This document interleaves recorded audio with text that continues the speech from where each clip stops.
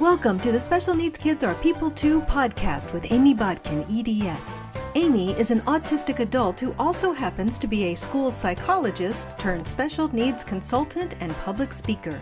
She's also a homeschooling mom to 2 autistic kiddos, a yoga instructor, a card-carrying Trekkie, and an all-around fun person. And last but not least, Amy is an advocate for seeing every child as a person, not a diagnosis. Because a special needs kid is just like any other child, just more so. Here's Amy Bodkin. Hi, I'm Amy Bodkin, coming to you from the blanket fort in my office, and welcome to Special Needs Kids Are People Too. We have been talking about storytelling and the important role that storytelling plays not just in our culture at large, but for children, especially children who have some kind of a difference from the average. And today we're going to expand that topic to include the importance of storytelling as a means of communication. One of the hot topics right now in the world of speech therapy is something called Gestalt language processing. And it's been around for a little while. The research was first published in the 1980s, but it takes a long time for research to make it to practical application. So right now, Gestalt language processing is the hot topic. But a lot of people are really confused about what Gestalt language processing is. And I came up with an excellent example the other day to explain how Gestalt language processing is supposed to work. It comes from a Star Trek episode. I know you guys are shocked. There is an episode in Star Trek The Next Generation called Darmok. And in this episode, the Enterprise meets up with another ship. And this ship is full of Tamarians. And unfortunately, they have never been able to establish any kind of formal relations with this group of people because they've never been able to figure out a way to communicate. Their language is so different that the universal translator cannot figure it out. As the Tamarian vessel and the Enterprise meet, their captains attempt to communicate unsuccessfully. And eventually, the Tamarian captain gives instructions to have himself and Captain Picard beam to the surface and to block all transporter functions so that they cannot be beamed back. There is a monster or a beast on this planet, and together the Tamarian and Captain Picard face this beast together. The Tamarian is injured, and Captain Picard is still struggling to try and understand what this man could possibly be trying to tell him. He keeps repeating phrases like Darmok and Jalad at Tanagra, and Shaka when the walls fell, and other phrases like that that have no meaning to Captain Picard. As he takes care of the injured Tamarian captain, Captain Picard begins to sense a glimmer of what might be behind the words that the captain is using. And he starts to tell the Tamarian captain a story similar from Earth's history. Gilgamesh and Enkidu at Uruk. Meanwhile, on the Starship Enterprise, they are putting their best minds at work trying to figure out how to communicate with this other ship. And Data and Counselor Troy eventually figure out that the language is based on idiom, that you have to understand the mythology and the stories that are important to the Tamarians in order to understand their language. For us, Counselor Troy says, it would be like saying Juliet on her balcony, and it might trigger feelings of love. Eventually, the Tamarian captain dies from his wounds. Captain Picard is beamed back to his ship, and he contacts the Tamarian vessel to tell them, in their own language, what happened. At the very end of the episode, Commander Riker is talking to Captain Picard. He sees him reading a book and says, "Greek, sir?" And Captain Picard says, "Oh, the Homeric hymns, one of the root metaphors of our own culture." And Riker says, "For the next time we encounter the Tamarians?" And Captain Picard responds with, "More familiarity with our own mythology might help us relate to theirs. the Tamarian was willing to risk all of us just for the hope of communication, connection. Now the door is open between our peoples. That commitment meant more to him than his own life. I think a lot of times that is what is happening with our own children. Our children want connection and communication with us, and they're doing their best to reach out to us. But sometimes when they reach out to us, it's not in a way that we understand. And we have to get creative with how we think about the way that they're reaching out to us. Maybe they are repeating phrases over and over again from a television show, and we think it must be meaningless repetitions.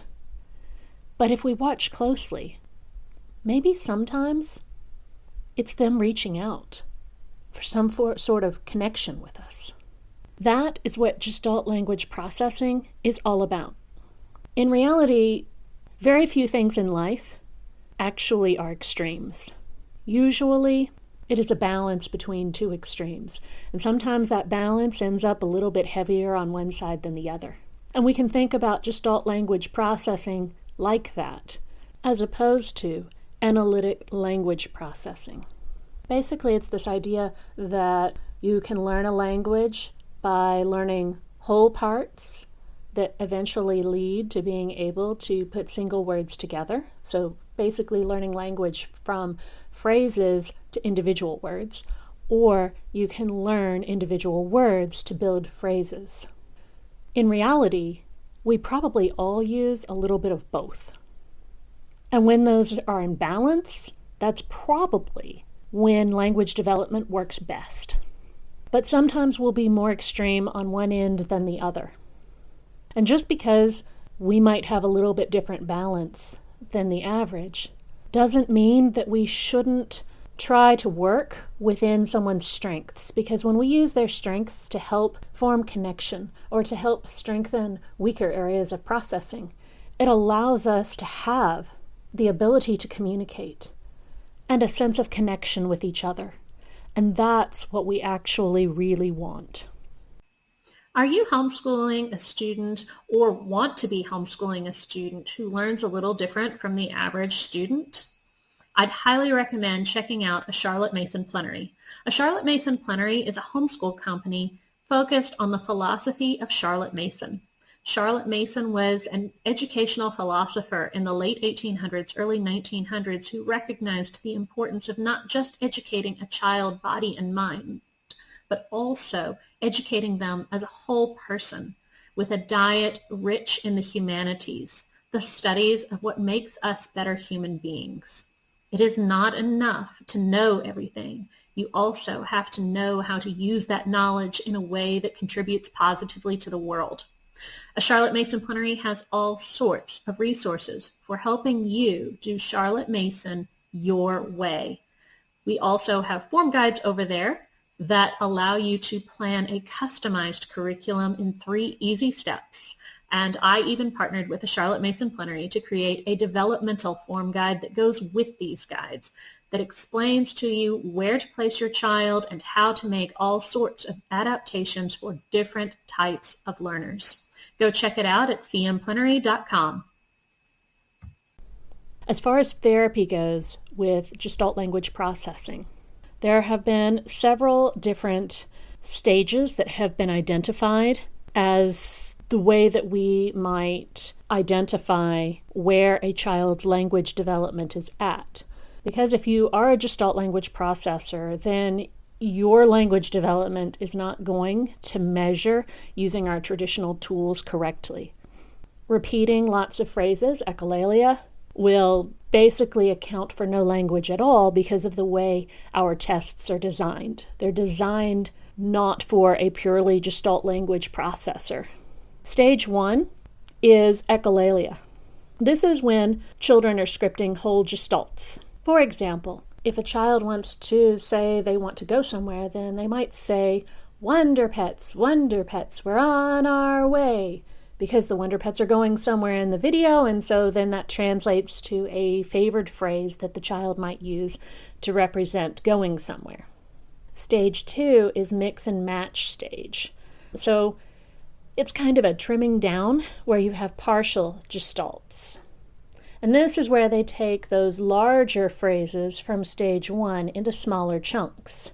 So instead of saying, wonder pets, we're on our way, then they might say, we're on our way. Or you might have a mixing of two gestalts. So you might say, we're on our way, and then pair that with a phrase from a video that indicates someplace you want to go. Then there's single words and two-word combinations in stage 3. That's where you're really beginning to break things down. So you might say, on our way, and then maybe add that to where you want to go. Stages 4 through 6, this is where new original phrases or sentences with beginning grammar, more advanced and complex grammar begins. And that is where they start using those phrases decomposed to create new ways of communicating new thoughts. And therapy with children who are Gestalt language processors really works in a lot of the same ways that therapy works for children with delays in language who are not Gestalt language processors. Some of the things that we try to achieve in speech therapy are things like building a genuine connection with the child and trying to understand what's important in their world. We also try to notice and honor communication attempts. And sometimes those are harder to recognize if a child's way of communicating is vastly different from our own, just like in the Star Trek episode Darmok. Building on current language systems. So taking the communication that they are putting forth and trying to go, okay, how can we build on what we've got? Instead of saying, you're doing it wrong, you have to relearn how to do everything my way. That doesn't really work because it says that the child's attempts at communication are not valid, are not important, are not good enough. What a terrible message to send our children when they're trying to reach out for connection. Another thing that we try to attempt to do with therapy is trying to tap into the other tools and abilities that that child has in their lives, whether it's a caregiver's expertise or people who are willing to invest in that child.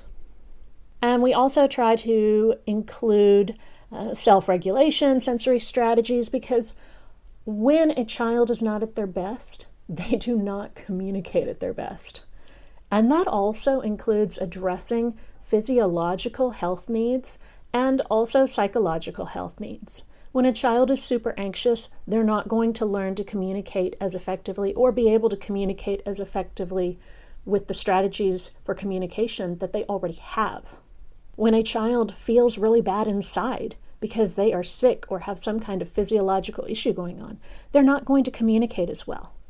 When we feel bad as adults, whether it's anxiety, some other kind of psychological health issue, or some kind of physiological issue, we don't communicate at our best. So how could we expect children to communicate at their best?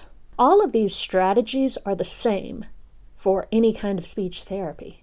However, when we recognize that some kids are Gestalt language processors, it makes a difference because we recognize their attempts at communication. And when we recognize those attempts at communication, it opens up the possibilities for building on those attempts. To this point, speech therapy has primarily looked at language as being something that has a single way of developing, building word upon word to create phrases and then phrase upon phrase to create sentences. And the brain does have very specific ways that language develops. We can see this in the way that languages develop across our world. All languages in our world that are known have the same basic grammatical structure. And there are a lot of similarities in the way that language is developed worldwide.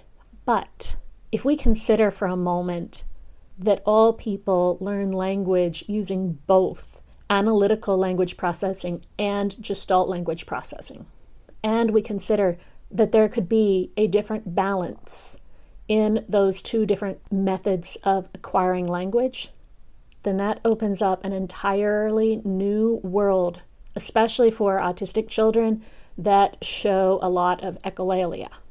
We have tried teaching children with echolalia how to develop language in a word-by-word fashion, to build phrases and phrase upon phrase fashion. And honestly, it has not been effective. And while it may work for some children, we have not seen the dramatic differences that we do with some of the other programs to increase processing abilities.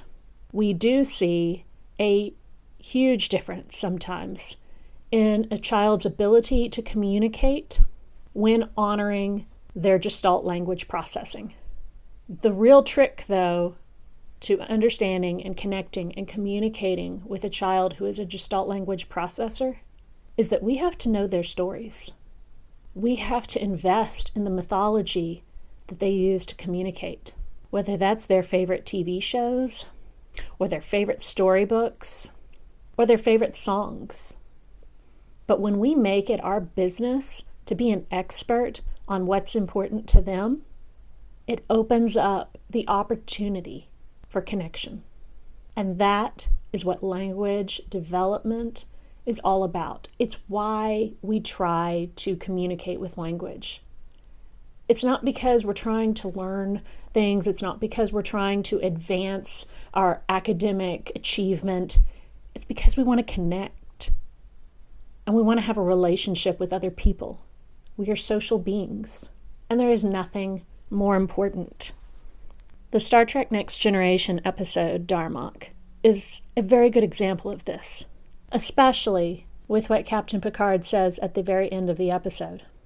The Tamarian was willing to risk all of us just for the hope of communication, connection. Now the door is open between our peoples. That commitment meant more to him than his own life. And I think the same could be said of our own children.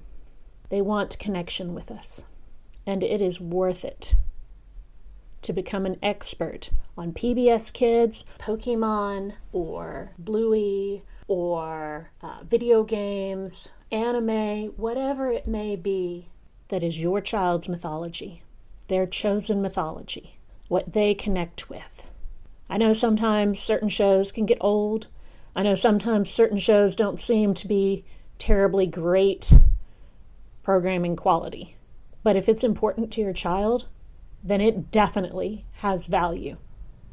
I hope that this description and this analogy of Gestalt language processing has helped you understand something that is brand new in the discussions of speech therapy. And I also hope that it opens up the possibilities in your own mind to connecting with the things that your child loves, whether they have delays in language or not.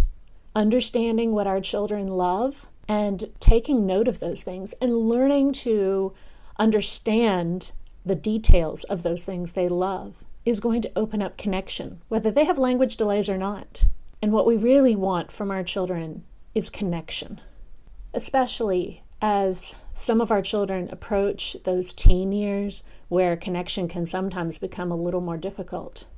Perhaps one of the best things that we can do is to learn what is important to our children and to invest in learning more so that we can have more connection. Thanks for being with me today, and join me next time for another great episode on storytelling. We hope you had fun listening to today's episode and gained some new insights into the wonderful variety of people in our world. You can find out more about Amy's advocacy work at amybodkin.com. And remember, special needs kids are people too.